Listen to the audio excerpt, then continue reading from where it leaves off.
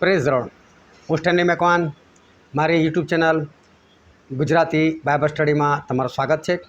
મારી ચેનલને તમે આજે અત્યારે આગળ તમે સબસ્ક્રાઈબ કરી લો અને ઈશ્વરના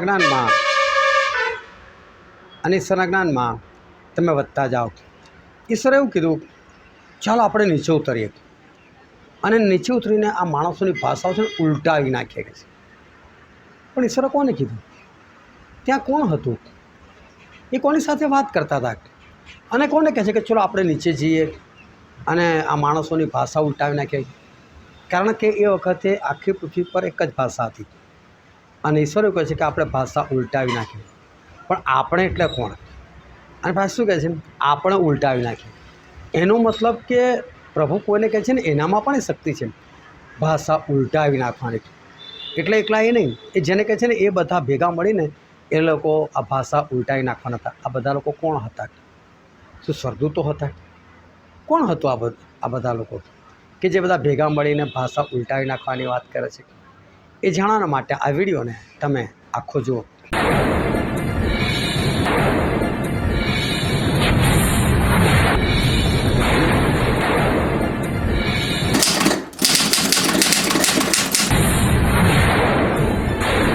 વોટ્સએપ ઉપર સવાલ જવાબના માધ્યમથી અત્યારે ઉત્પત્તિનું પુસ્તક છે, અને એ ઉત્પત્તિના પુસ્તકનો અભ્યાસ કરવામાં આવી રહ્યો છે। અને રોજ રોજ આ સવારથી આ અભ્યાસક્રમ એ ચાલુ થાય છે। જો તમે આ અભ્યાસક્રમમાં જોડાવા માગો છો તો સ્ક્રીન પર જે મારો નંબર દેખાય છે એમાં તમે મને કોન્ટેક્ટ કરી શકો છો, અને તમે મારી સાથે આ અભ્યાસક્રમની અંદર જોડાઈ શકો છો। સાથે સાથે તમારા બીજા પણ કોઈ સવાલ હોય એ પણ તમે મને પૂછી શકશો, અને એનો જવાબ પણ તમને સચોટ રીતે બાઇબલથી જ અને પવિત્ર આત્માથી જ તમને આપવામાં આવશે। હવે આજનો જે વિડીયો છે એમાં જે પહેલો પ્રશ્ન છે, કારણ કે આજે 13 તારીખ છે, જુલાઈ મહિનો છે ને 2026 સાલ છે। આજનો પહેલો સવાલ છે, ઇબ્રાહિમ પાસે ઢોર તથા રૂપું તથા સોનું ઘણું હોવાથી તે શું હતા? અને એનો જવાબ છે એ બહુ ધનવાન હતા। 13મો અધ્યાય બીજી કલમ, અને ઓપ્શન છે સી કે ઇબ્રાહિમ બહુ ધનવાન હતા। જો ઇબ્રાહિમ બહુ ધનવાન હતા ને, છતાં એમના જીવનમાં એક કમી ઘટી હતી, એમને બાળકો નહોતા થતા। જો તમારી પાસે બહુ બધો પૈસો હોય, તમે બહુ ધનવાન હો ને, એનો અર્થ એવો નથી કે તમને બાળકો પણ થઈ જાય, કે તમને કોઈ મુશ્કેલી ના જ હોય। દરેક મુશ્કેલીનો જવાબ પૈસો નથી, અને એટલા માટે છે ને પૈસાની પાછળ ભાગવું નહીં। આ તો ઇબ્રાહિમ પાસે આટલો બધો પૈસો હતો, પણ તમે સુલેમાનની વાત સાંભળો ને તો એના જમાનામાં તો પથ્થરને તોલે સોનું થઈ ગયેલું હતું। પણ તમને લાગે પથ્થરને તોલે એટલે શું? તમે કદી વિચાર્યું નહીં હોય, પણ પથ્થરને તોલે એટલે તમે ઘરની બહાર નીકળો છો, ક્યાં પથરા મળે છે? એ રીતે તમને સોનું મળે। હા, એવું જ હતું। તમે જો બાઇબલની અંદર વાંચો ને ધ્યાનથી તો તમને ખબર પડે, દાઉદ રાજા એટલા બધા બળવાન હતા, 10,000ને મારી શકતા હતા, અને એમણે એમની ધાક છે ને ચારે બાજુ બેસાડી દીધેલી। અને એમના પછી જ્યારે સુલેમાન રાજા બને છે ને તો બધા લોકો બહુ ગભરાય છે કે દાઉદ આટલા ઘરડા થઈને બી અમને મારતા હતા, અને એમની ધાક હતી, તો આ તો જુવાન એમનો છોકરો છે, કેવો પાવરફુલ હશે। એટલે બધા સુલેમાનને કહે, ભાઈ તું અમને મારતો નહીં, અમારી પર ચડાઈ કરતો નહીં, અમે તમને દર વર્ષે અમે ખંડણી આપીશું, ત્યારે અમારા જીવના બદલામાં ખંડણી લેવાની। તો લોકો છે ને જહાજમાં ભરીને સોનું લાવી અને આ સુલેમાનને આગળ ઠાલવતા હતા। તો સુલેમાનની ઈશ્વરનું મંદિર બનાવતું તો સોનું વાપરીને બનાવ્યું મંદિર, પોતાનો મહેલ બનાવો તો એ પણ બનાવી દીધું। પછી સોનું લઈને શું કરે? કેટલું ભરે? એમને તો ભરવાનું બંધ કરી દીધું હશે, એટલે પછી એમના અમીર ઉમરાઓએ ભરવાનું શરૂ કર્યું હશે, એ બી ભરીને કેટલું ભરે? પછી લોકોએ ભરવાનું શરૂ કર્યું, પણ એ બી કેટલું ભરે? બધા પાસે સોનું છે, અને એટલે પછી સોનું લોકો ઠાલીને જતા રહ્યા, કોઈ ઉઠાવતું નહોતું, પથ્થરને તોલે સોનું થઈ ગયેલું।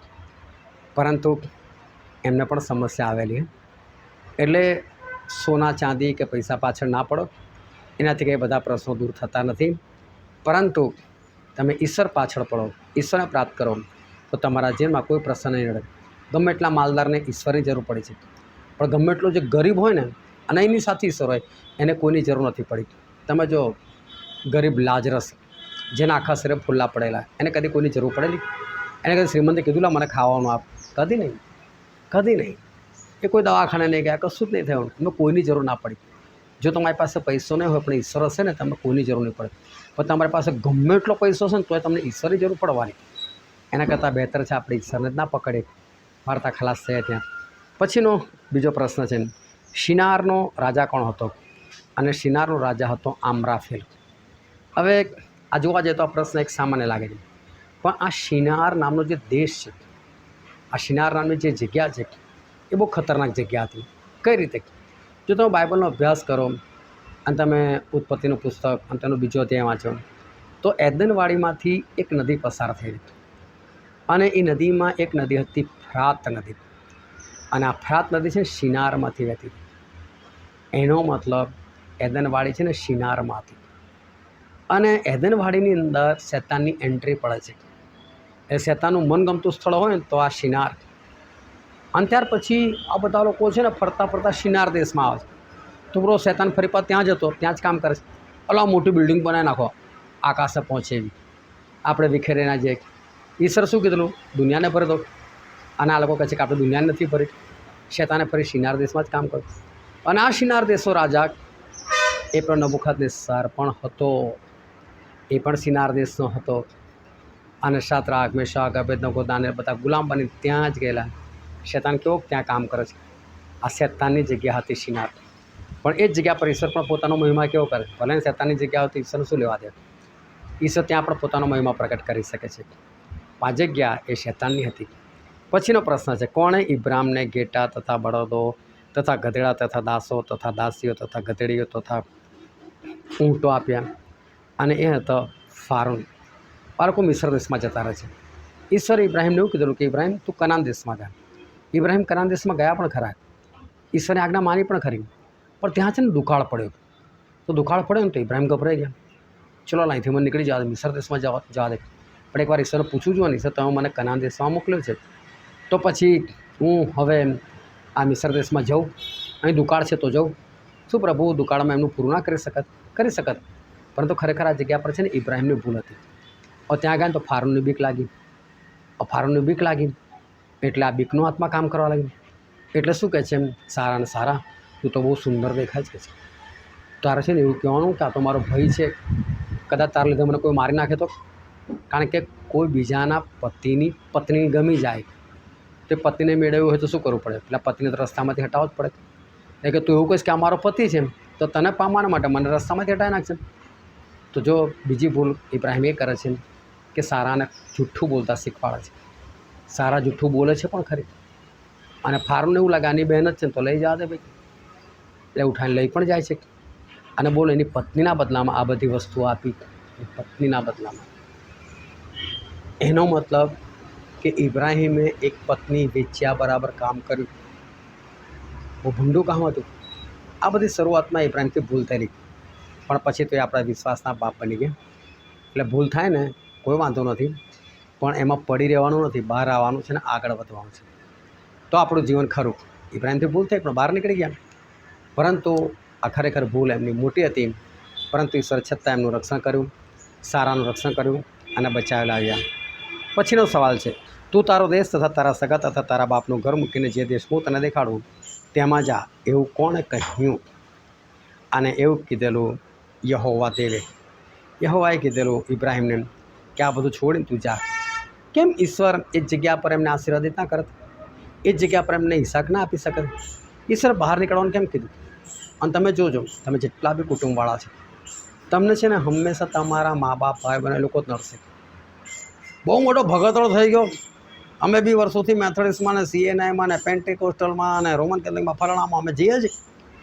અમે બહુ શીખેલા છીએ. તું કઈ આ બધું નવું જાણી રહ્યો? આ બધું ખોટું છે, આ બધું ફલાણું ઠીકનું છે, તમને નહીં ચાલવા દે. બહુ તકલીફ થાય. એટલે પરંપરામાંથી બહાર આવવું જ જોઈએ. એકવાર એક આંધળાને લઈને આવે છે લોકો પ્રભુ પાસે, એને ભાઈ આને અડકને આ સાજો થઈ જાય, દેખતો થઈ જાય. તો પ્રભુ શેનો હાથ પકડ્યો, દૂર લઈ ગયા, બહુ દૂર લઈ ગયા, અને પછી સાજો કર્યો. અને સાજો કર્યો તો ગામમાં ના જતો કહે છે. આ બધા પરંપરાવાળા છે ને મારી નાખી. આજે આપણો ખ્રિસ્તી સમાજ, એમાં ખાસ હું ગુજરાતની વાત કરું, અને હું તો વડોદરામાં રહું છું એટલે અહીંયા આસપાસની વાત કરું. કેટલા બધા ભૂંડા રિવાજો ચાલે છે. આ છોકરીનું લગ્ન થાય તો છોકરીના બદલામાં પૈસા માગે. છોકરી જેટલી સુંદર દેખાતી હોય, જેટલું ભણેલું ગણેલું હોય, જેટલો પગાર હોય એ પ્રમાણે છોકરાવાળા પાસે પૈસા રહે. તો શું આને દેહનો સોદો કર્યો ના કહેવાય? શું આને છોકરી વેચી એવું ના કહેવાય? શું આને દલાલી ના કહેવાય? શું આને ભૂંડું કામ ના કહેવાય? બિંદાસથી ચાલે છે કે નહીં? હા, આ પરંપરામાંથી બહાર નીકળવું તો આ બધા સમાજમાંથી બહાર નીકળી જવું પડે, અલગ થઈ જવું પડે. એટલી શકે તમે અલગ થાઓ આવા લોકોથી. એટલી સર ખબર છે કે જો આ ઇબ્રાહિમ અહીં રહેશે ને તો નહીં આગળ વધી શકે. ઇબ્રાહિમ બહાર નીકળી જા ભાઈ અહીંથી, છોડ તારા બાપનું દેશ, તારા બાપનું ઘર, નીકળ અહીંથી. બીજી જગ્યાએ તને આશીર્વાદ કરીશ. નીકળવું પડે તમારે. ખરેખર જગ્યા છોડવાની જરૂર નથી, પણ પ્રભુ આ વસ્તુથી દેખાડે છે કે તમારે લોકોને છોડવાની જરૂર છે. જે ખોટી પરંપરામાં છે ને એમાંથી બહાર નીકળવું જરૂર છે. આજે કેટલા બધા લોકો મેથોડિસ્ટ મંડળી, CNI મંડળી, પેન્ટેકોસ્ટલ મંડળી, રોમન કેથોલિક મંડળી એને મંડળી માને છે. તમને એ દેખાડો આદમ પેન્ટેકોસ્ટલ હતા, મેથોડિસ્ટ હતા, CNI હતા, રોમન કેથોલિક હતા, કોણ હતા? આમાંથી કોઈ જ નહોતા. મને એવું તો કહેશો જ નહીં કે આ સામાજિક વ્યવસ્થા છે. હું માનવાનો નથી. આ કોઈ સામાજિક વ્યવસ્થા નથી. આ તો જેને જે લાગ્યું ને એ પોતે ખોલીને બેસી. કેમ બધા એક ના થયા? એક જ બાઇબલ છે, એક જ ઈશ્વર છે, તો કેમ એક જ બેનર નહીં? એટલે બધા એક જ બેનરમાં હોત ને તો હું માની શકત કે આ ભાઈ પવિત્ર આત્માનું કામ છે. પ્રભુએ શું કીધેલું? પિતર તું ખડક છે, તારી પર હું મારી મંડળી બાંધીશ, મારી મંડળી બાંધીશ.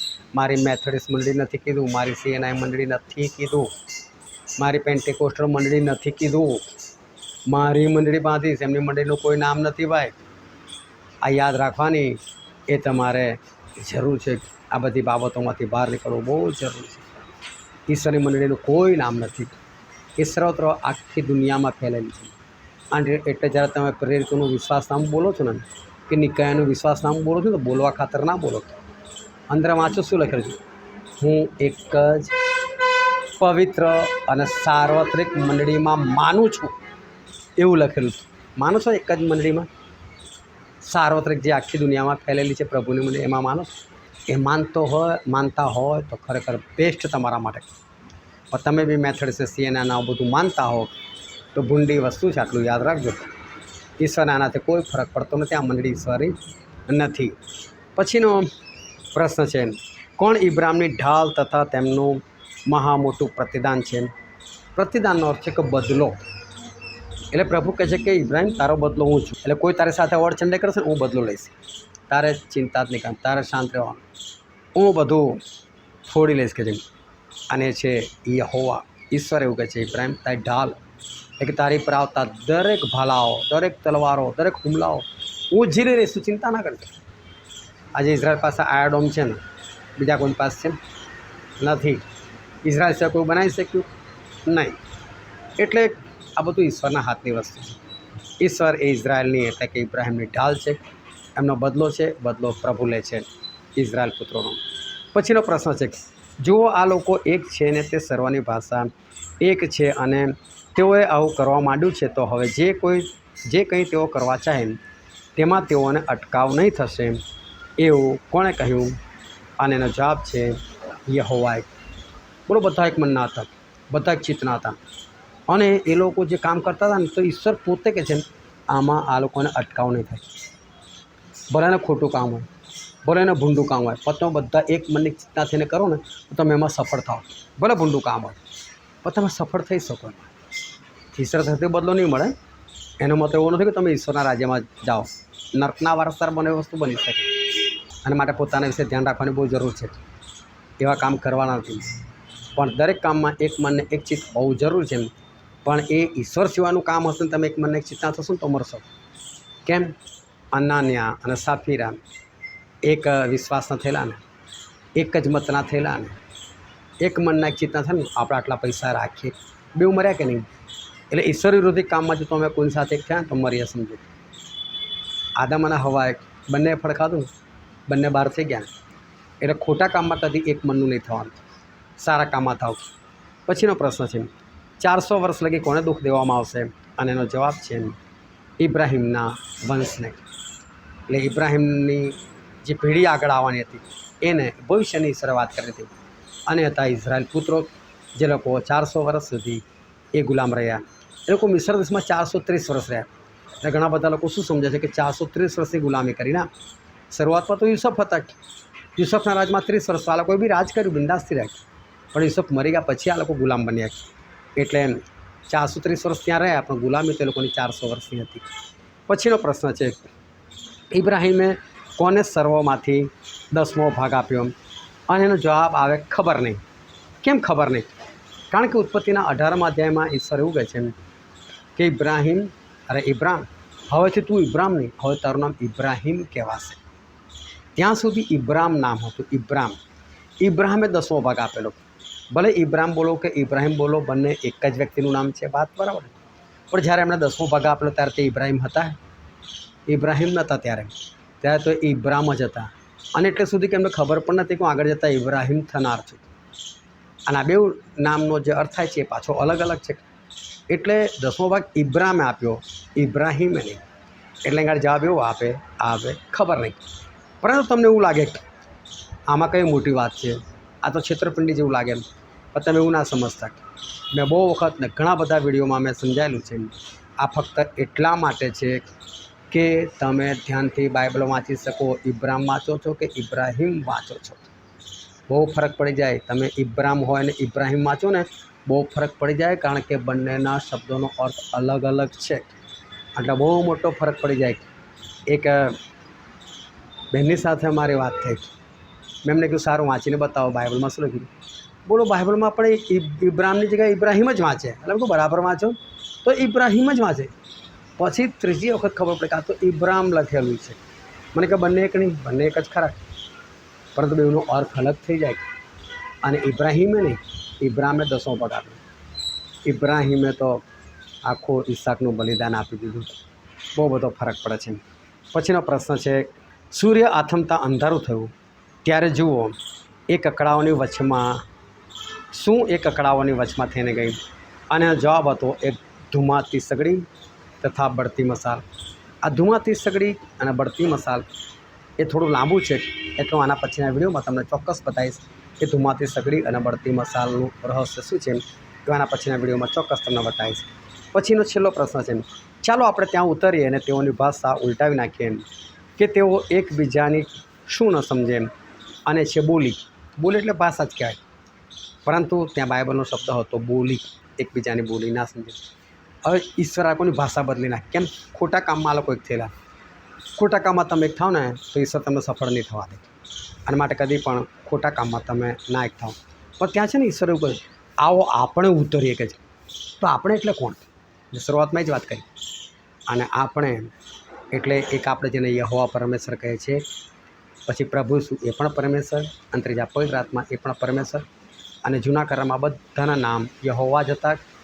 અને એ તમારે જાણવું હોય તો મારો એક વિડીયો છે ત્રિએક પરમેશ્વરનો, તમે શોધીને સાંભળજો તો તમને ખબર પડશે કે ત્રણેયના નામ એક જ હતા યહોવા. અને બાઇબલમાં ક્યાં ક્યાંય બાબતની નોંધ થયેલી છે એ તમને જાણવા મળશે.